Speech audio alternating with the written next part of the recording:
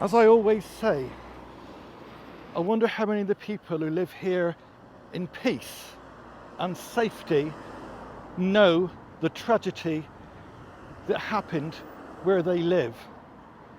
It was just here. They probably don't have a clue how Plymouth was shaped by World War II, shaped forever as the city that was bombed. On Saturday the 6th of July 1940, a Saturday, something happened that changed you and your family's life forever. Well, it was a Saturday. It was a Saturday lunch hour. I was in the garden. My sister, my other sister, who had just come back from the Isle of Wight, she married Alf Whitten, and she'd just come back to visit the family.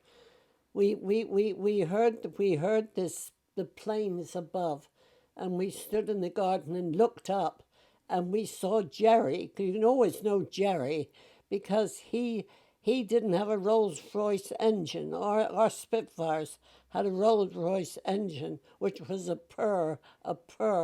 But with Jerry, it was a drone. And we looked up and we saw a Spitfire after him. It had to be a Spitfire or a Hurricane. I think it was a Spitfire. Next thing we knew, we heard a whistle. And, well, God, that was it. That was it. My head exploded. I think I knew afterwards I was blown into the air raid shelter, which wasn't even put together yet.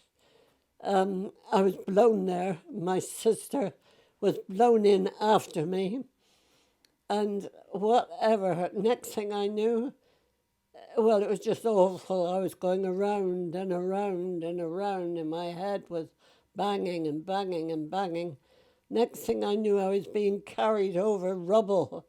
And the smell, oh, it's a smell one never forgets.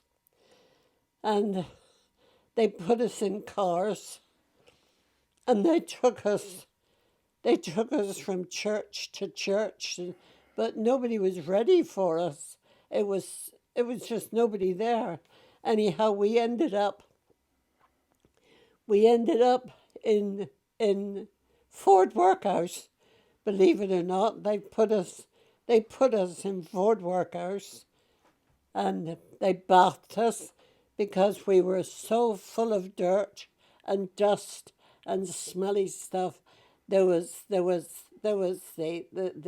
Blights, the Silcox. There was me, and of course not Joe because my lovely brother was killed. And the Elnors, Mrs. Elnor died, and then Mr. Swinburne next door died.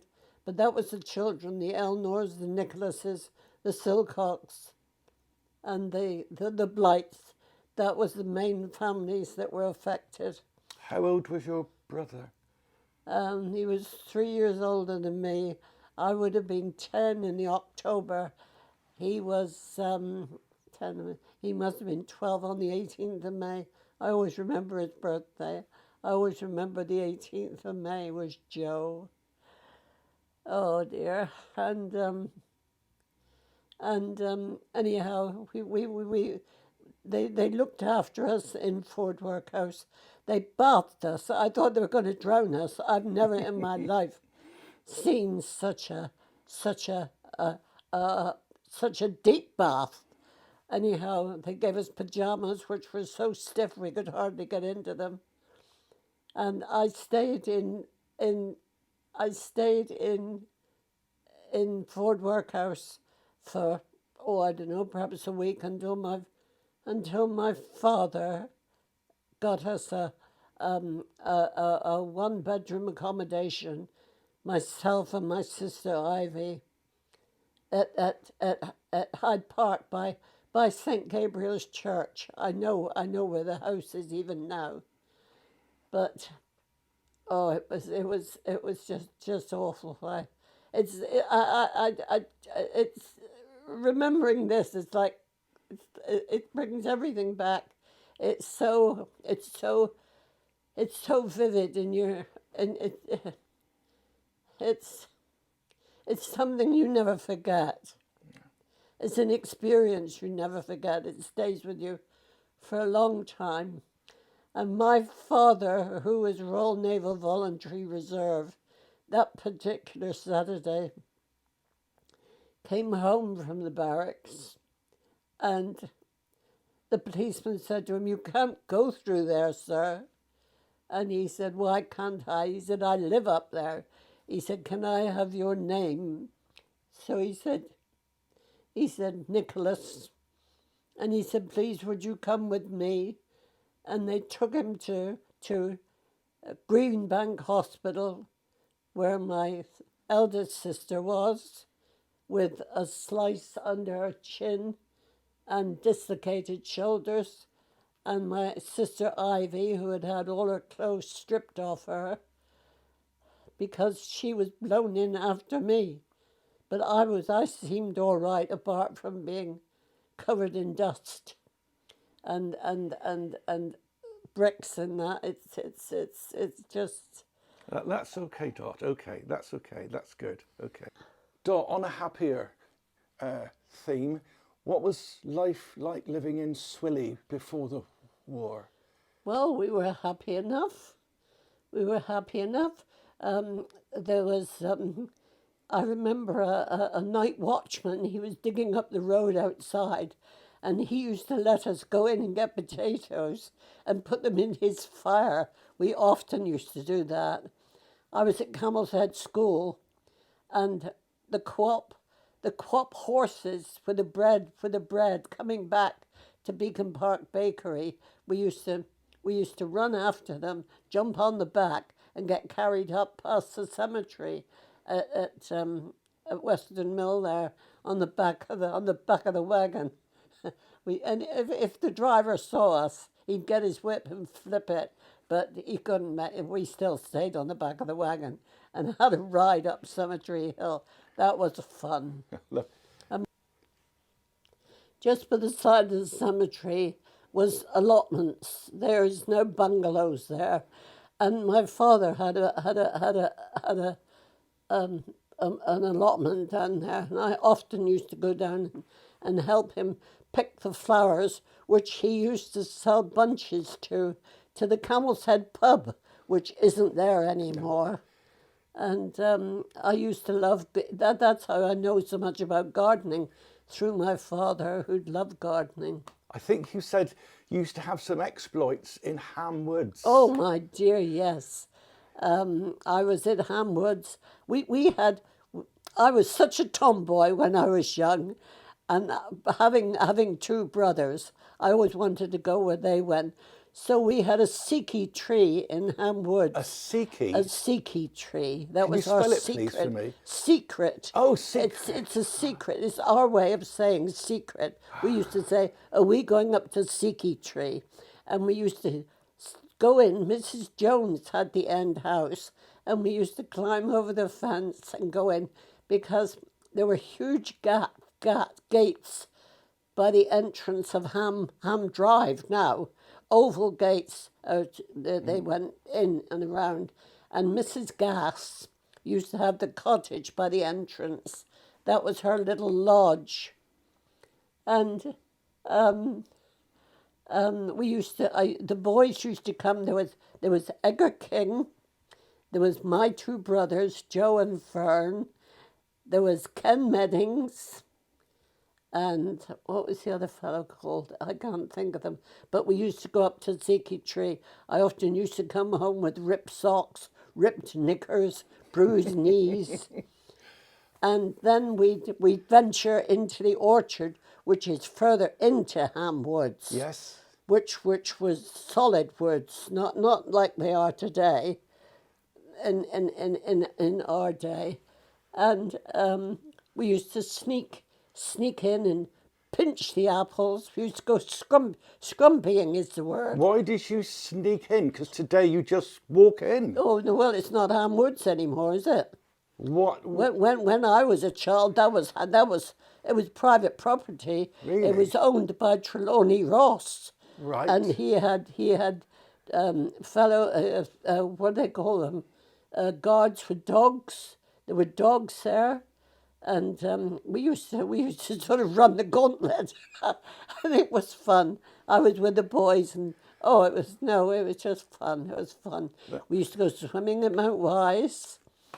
We used to buy the Stevens Bakers used to be on the corner by Devonport, and we used to buy a pennyworth of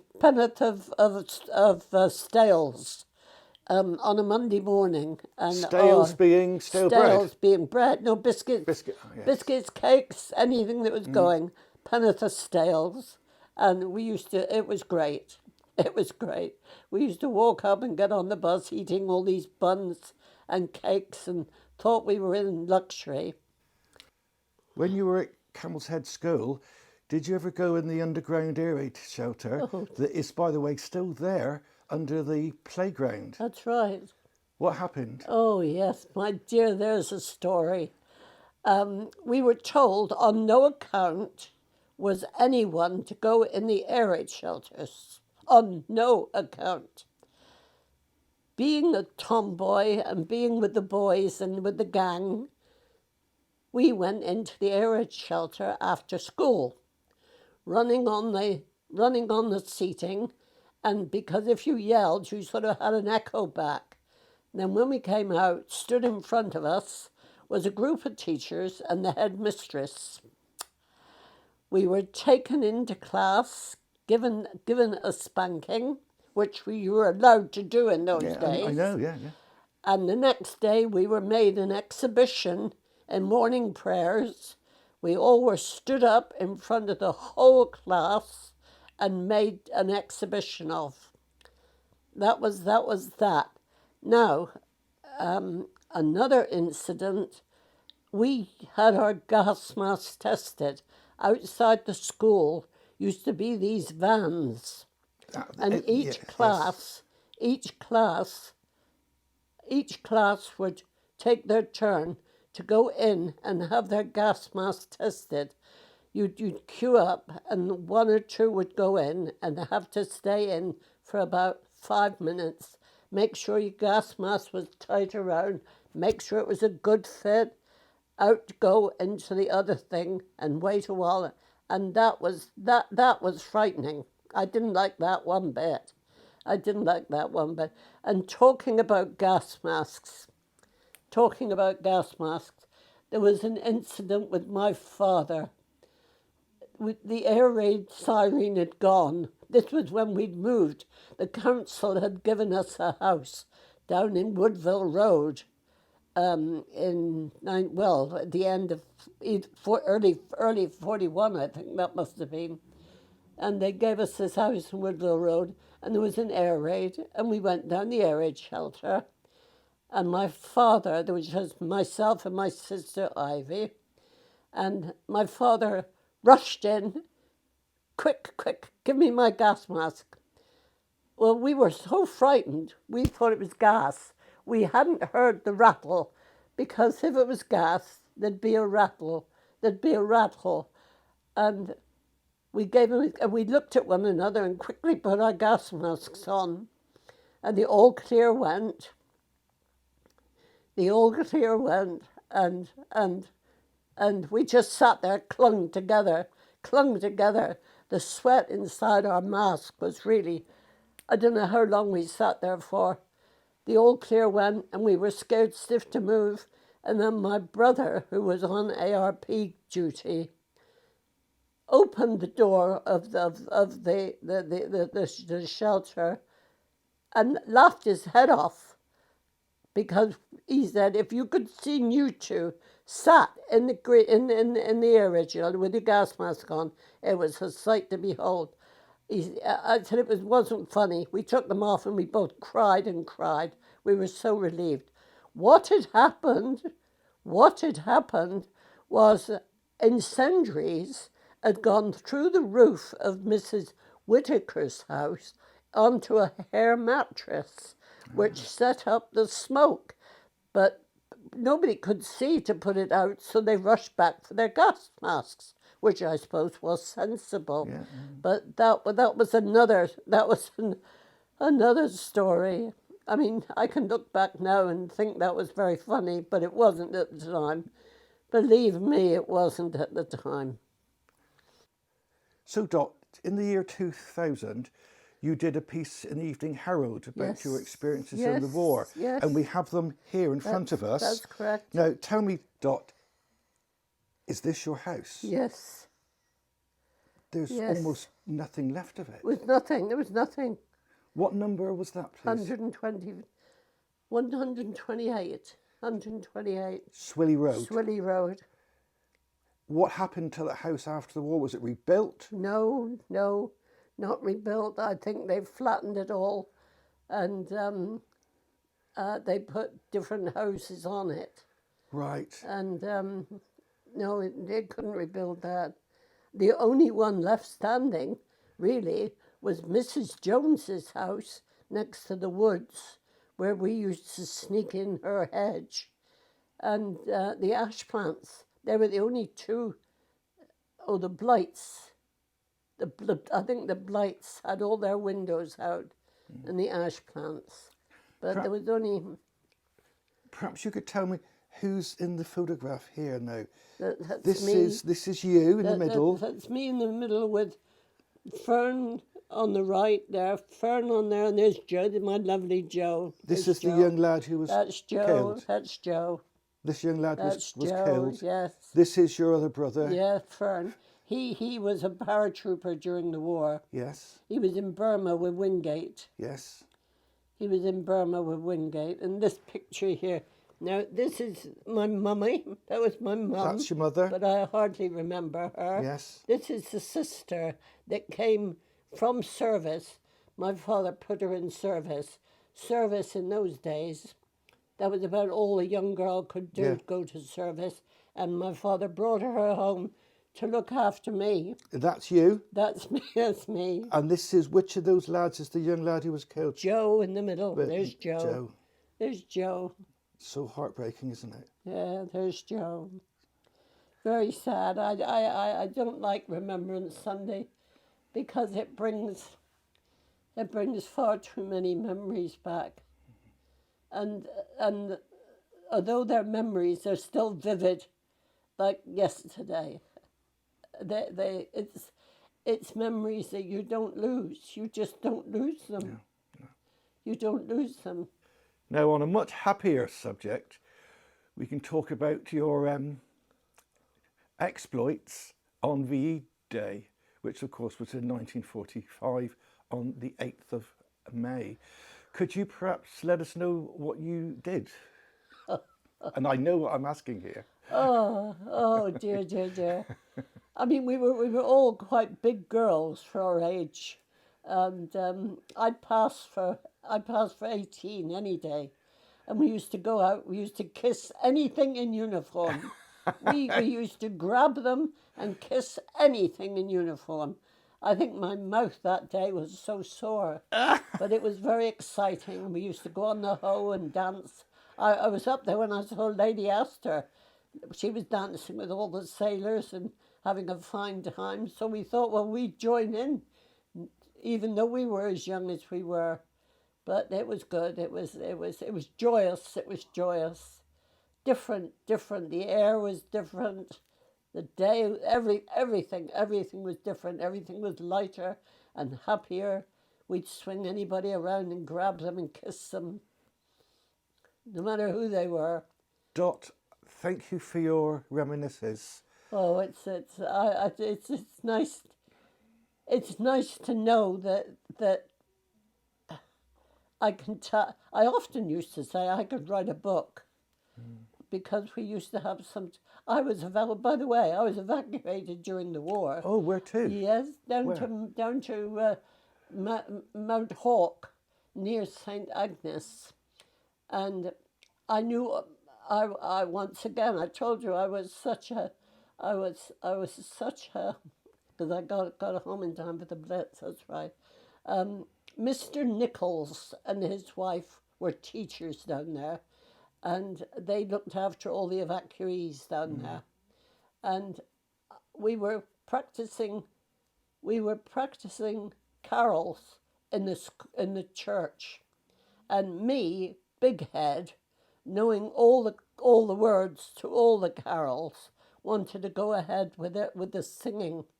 And he tapped his baton once and warned me to keep up. He tapped it twice. He said, that's the second time. He said, and you do it again. And what, of course, I got carried away again. I mean, I was only young. God, I was only young. And he said, come out here, come up here. And I went on top of the stage, and he hit me with that baton. He hit me and he hit me with that baton.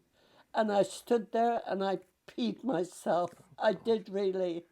And I ran out of that church all the way down to Mrs. Pierce. That's the lady that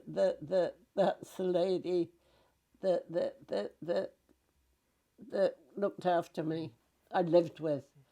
And she rang my father in the barracks, because my father was Royal Naval Reserve, and he came down by train, got me, took me back to Plymouth on the next train, went right to the education, right to the education authorities in Coburg Street. He was absolutely livid. He was still in uniform, went in, pulled my pants down, pulled my dresses up, showed them all the welts on my back and on my backside that Mr. Nichols had done. The outcome of that, I never knew. Yeah. But that was another experience. And of course, you came back to Plymouth, and then you Just in time for the Blitz. Just in time for the Blitz. As lots of other people did. Yes, came back just in time for the Blitz. Thank you so much. Is this your husband? Yes. I believe you used to have fun with him in Ham Woods. Oh, didn't I just? Oh, what a way to put it. Yes, he was in our gang. Clary Holmes, he was in our gang. He was always my favourite boyfriend. Where he went, I used to go. Then he joined the army when he was 17. He volunteered. And I used to go up I used to chase him. I used to go up on my bike. And his mother said, you were always after him. I said, no, I was. She said, you were always up here asking, Mrs. Holmes, is Clary home from leave yet? And I worked in W.H. Smith. And when I came home one day, I just got off the 31 bus and my back suspender went. And I went to lift up my skirt. I saw this soldier coming up the road on the opposite side. And I said, and a voice said, Dart, do you want a hand? And I said, oh, Clary, are you home on leave? And I was over the moon. He was home on leave and he was going to be all mine. Anyhow, he said, I'll be down later on. And he came down later on and he said, would you like to go to pictures this afternoon? It was a Wednesday afternoon. I said, yes, I'd love. He said, I'll be down. Just go up to see Mum and then I'll be down. We went into the Forum in Devonport, and believe it or not, I sat through Jesse James. God, never. Anyhow, it was lovely. He had his arm around the back, my back, and I was in Wonderland because my dearest friend and love of my life had come home. And I married him in 1953. I could have got married earlier, but I didn't want to go in married quarters. Yes. So he came out of the army, and we got married in 53, and next year would be my platinum? Could be. Is it platinum? No, I don't think it's platinum. Yeah, I think it is. 70 years next year. Platinum, yes. Platinum, it is platinum. It would have been 70 years next year. My lovely boy. And a friend of mine had a cushion done for me, look. Isn't that just lovely? That's my lovely boy. That's my lovely boy. Thank you, Dot. I loved him to bits. Thank you.